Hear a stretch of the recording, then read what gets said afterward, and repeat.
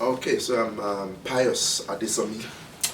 I'm a professor of, I'm an academic, a professor of literature and African studies at Carleton University in Ottawa, in Canada. I'm a writer, and so I do all sorts of things That's good. related to the production of thought, of critical thought, about politics and society in Nigeria in particular, and in Africa in general.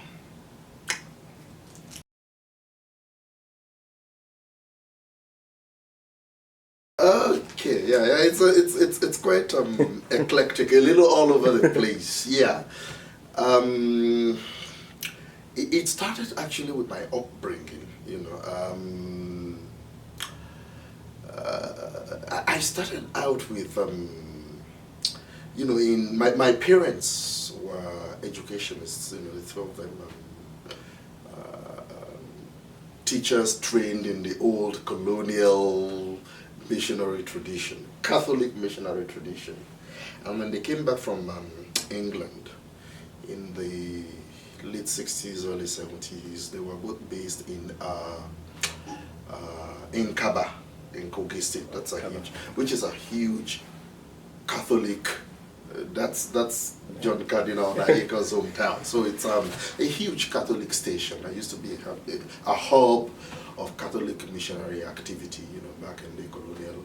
And one peculiar thing about Catholic missionary work in Kaba is it's little known, as the fact that it was largely anchored by French missionaries, French Reverend Fathers from France and from Quebec in Canada, of the Puritan, we call them the Puritans, so there were really, scores of white French priests.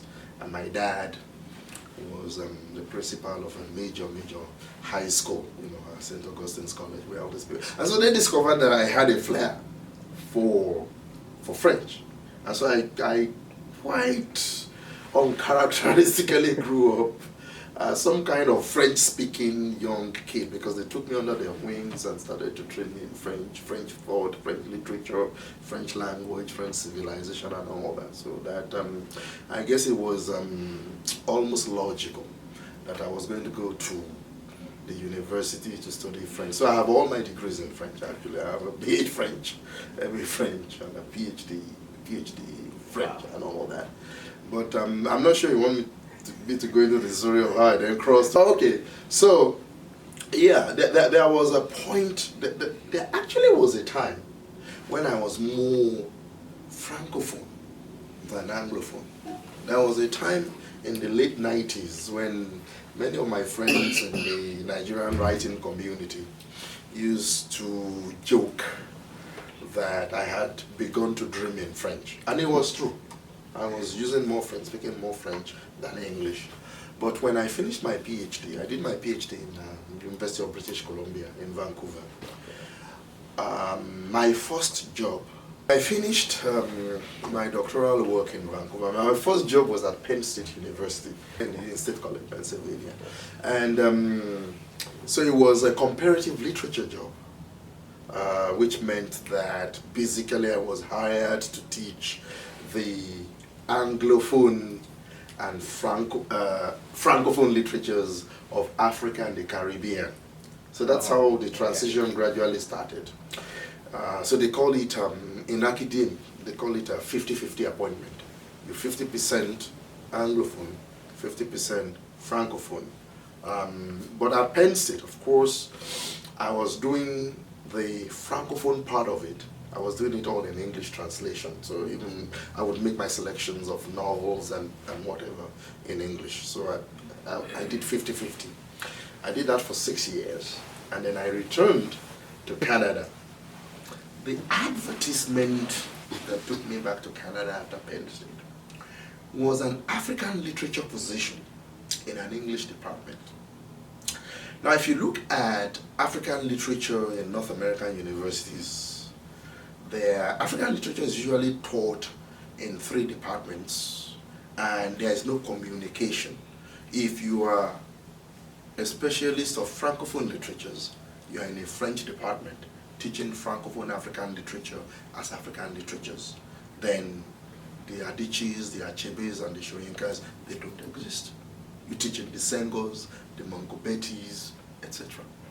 If you're in an English department, you're teaching the Shoyinkas, the JP class, the Ngugis, the Okris, and all that, the Sengos, the Mangobetis, the Sembenusmans, the Francophones, they don't exist.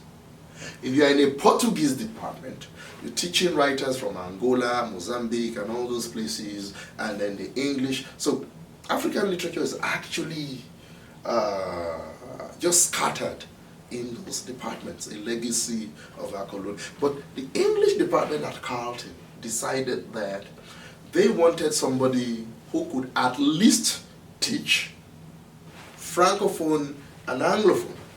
We want somebody in African literatures, but who could teach the entire continent. And there weren't many of us, so they came after me very aggressively. It's like, this guy, yeah, he's going to be in an English department. So, see, at UBC I was in a French department. At Penn State I was in a comparative literature department. And then by the time I got to Carleton in Ottawa, the cycle was complete. I had transitioned completely into, in fact, when I came up for promotion, when I was going to get my full professorship, because that thing came up. Because my CV is very eclectic. You see half of that CV with materials in French, half of the CV with stuff written in English, published in English, and then some published in literature, some published in disciplines you could very well call African studies or philosophy and all that. It's like, okay, where are we going to give him a chair? He's in English. He's cross-appointed to 2 other units in the university because I'm cross-appointed to French. Sometimes I still teach graduate seminars in the Department of French because I don't want to forget my French and all that. And then, of course, African Studies. And I said, okay, you can make me a professor of English and African Studies. And so that's how I got my chair in English and African Studies. So it's a very funny cycle, you know, so to speak.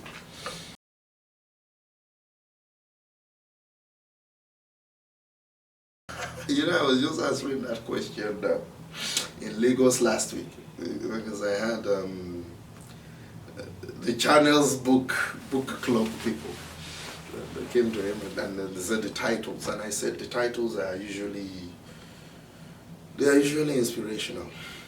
The titles of my essays or my books or that's there are 2 things I find most difficult in writing: finding a title and writing my first paragraph. I never do a title unless I just wake up in a dream or I'm sleeping. It comes into me like a title for me is almost like some kind of out-of-body experience, transcendental. I wake up, it comes, I say, oh, that's what I've been waiting for. So I always wait for that bang, that inspirational bang, before I get my titles and stuff like that. That's the part that's not a conscious process. That's a part of an essay or a poem, anything I'm writing, because I write in so many genres. The title is not a conscious process for me at all. It's something I'll call almost, it grips me, it comes. Okay. Revelation, I would say. And once I have it, I know, yeah, okay, this is it. So I agonize a lot over titles. Okay.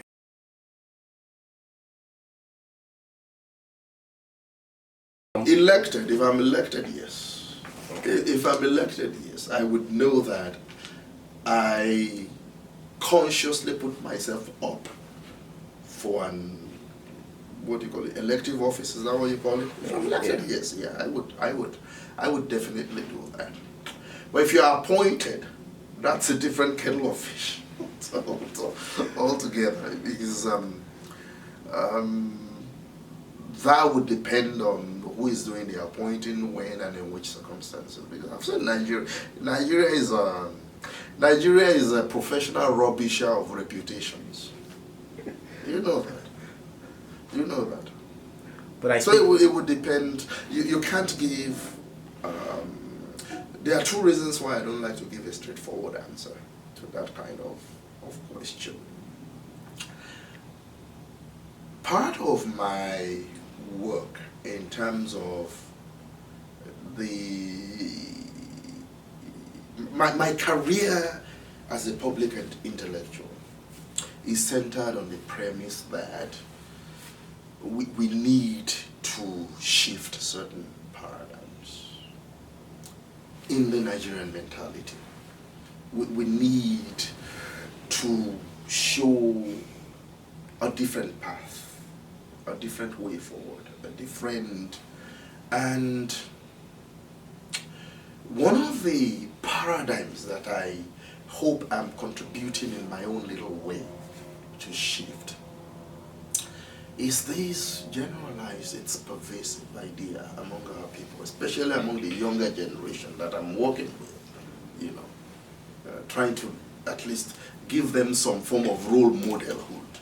We've produced, if you are a Nigerian and you are 35 years old and younger, your entire idea of making it, of success in life, is getting a government appointment. That's how they think. So that even at my level, I would get these emails from young Nigerians all over the country. Oh, we heard about you, people were mentioning you in South Africa, all over the continent. We think you're one of the most successful African, intellectuals in your generation, blah, blah, blah, blah, blah, blah, blah, blah. And may God let you make it in this way. So I still haven't made it. That's funny. I still haven't made it.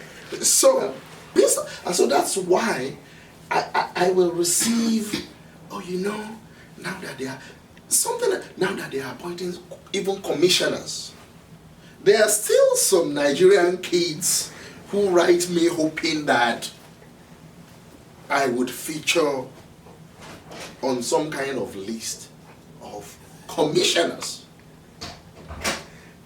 So when you are trying to let a generation know that there are other ways of making it. That's true. That some of us live in societies where if I go to Parliament Hill, every time they're doing Africa-related stuff, I go to Parliament Hill in Canada and all that, you see all these senators, federal senators, all these big Canadian politicians who feel privileged to shake hands with you. This is a university professor. I can't believe, somebody sits down in Nigeria thinking that a university professor still hasn't made it because he's not yet a commissioner, let alone senator or minister or another. So if you're thinking of changing that mentality, you have to be very careful the way you answer the question you're asking me, in terms of, there is that part of my work which wants our youth, our kids to know that no, there are other ways of, everything shouldn't be tied to public office and government appointments and all that. But that said, there's also that side where people tell folks like us, you're always finding out what is wrong.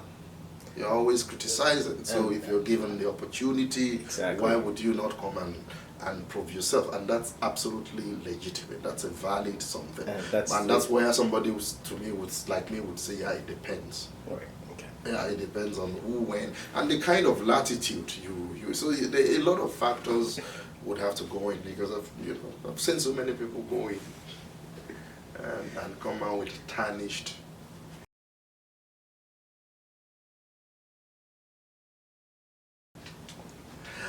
Nigeria has, I wish I could define it as contentment in whatever you do in life, in whatever station you find yourself in life.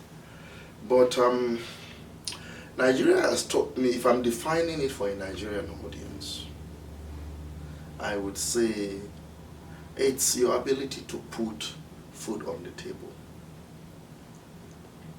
Which is where it gets tricky.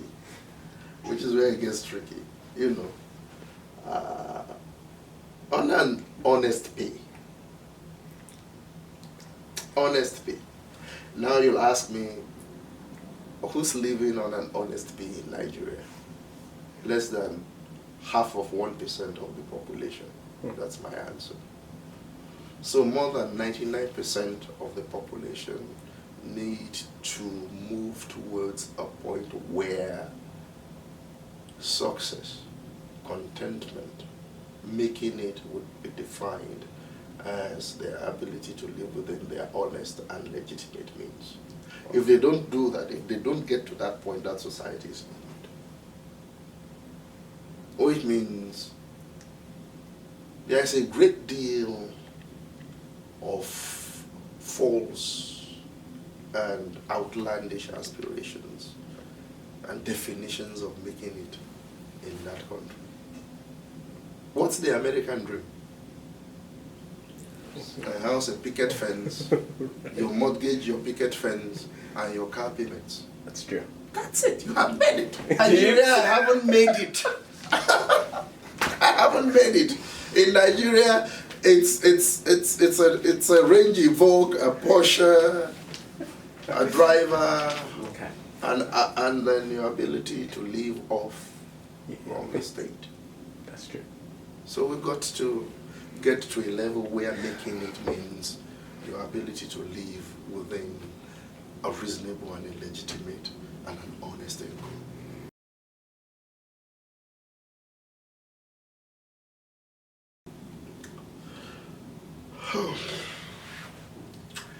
Yes, it's funny that every question about changing Nigeria makes you gasp and sigh because it's just Herculean. It's Herculean because change has to come from within and at the individual level. I recognize that. But it has to be reinforced by examples, by environment, and there are just no examples out there for these kids. There are no, you can't look at the political sphere and point to examples. You can't look at the civil service. Their own parents in the civil service are part of the, so where do you even go for inspiration and for so I've been calling for individual I don't even know how to put it. Rebirth. Yeah, rebirth, renaissance, where folks begin. I believe that it's going to get to the point where every Nigerian will be, we're not there yet, sufficiently dissatisfied with I don't even know, either with the polity or with their own lives, that personal rebirth would no longer be something that we would need to recommend because it's the obvious way out. But it would force itself upon the citizen as the only way out. It will get to that point. We're seeing little instances of it. We're seeing little pockets of, but it's a drop in the ocean. Yeah. At that personal level, people don't invest in themselves nearly enough in Nigeria. They don't invest in the reinvention of the self because there is that deep psychic conditioning that let me just wait for my turn. So there's that deep acceptance of that status quo. It's not working for me now, but I cannot change it because it might work for me.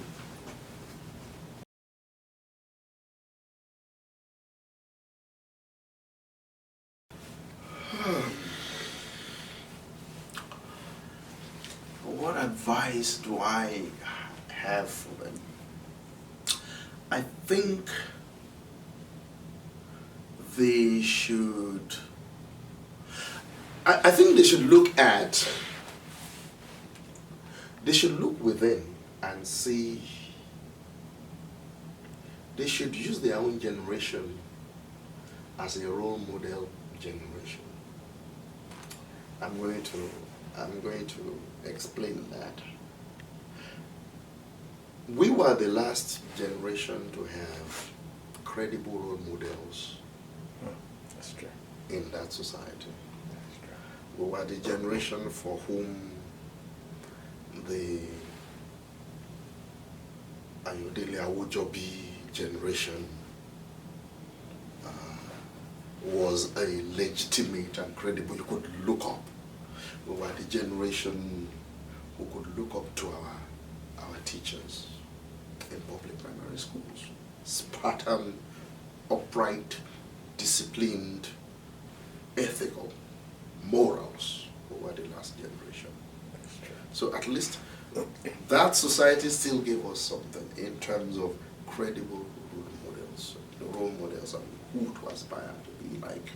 After ours, everything collapsed. It is in the absence of role models, of support structures, of direction that this generation has produced a lot of the things that, like, you know, they are rebasing economy, they are rebasing it on music, they're rebasing it on Nollywood, they're rebasing it on practically everything that a generation they gave nothing to has invented. How did they do that? So there's a, you know, beyond all the rot and the hopelessness and the dysfunction, you know, the atrophy, there's still something deep down in that. So they should stop being, look within themselves and stop being a generation of personal assistants. Stop being a generation of recruited mouthpieces, of those who are raping their generation. Because the 35-year-olds and below, that's my fear. They're becoming a generation of personal assistants, of all kinds of hand phone carriers, cell phone carriers for these politicians. There is much more that they have done than even those they are serving.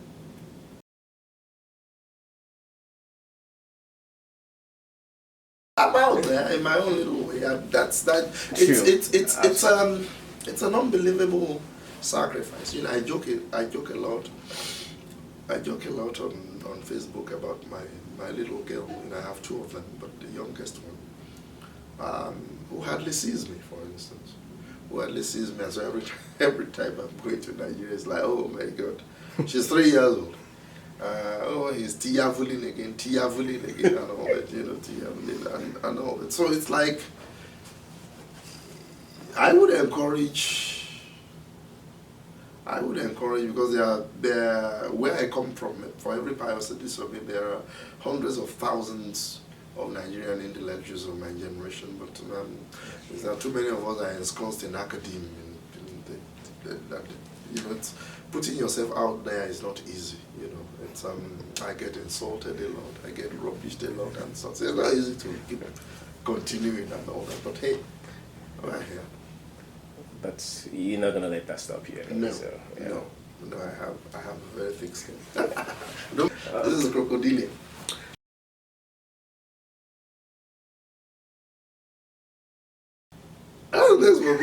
I'll do this conference and go back. I'll do this conference and go back to Ottawa. But no, yes, I'm absolutely committed to continuing to my work as a public intellectual, as some kind of I don't know. People say it's a lightning rod or or social conscience and activism and stuff like that. I'm totally committed to everything I do through my writing, my lectures and speeches. So what's next for me is more commitment to Nigeria in intellectual and political capacities.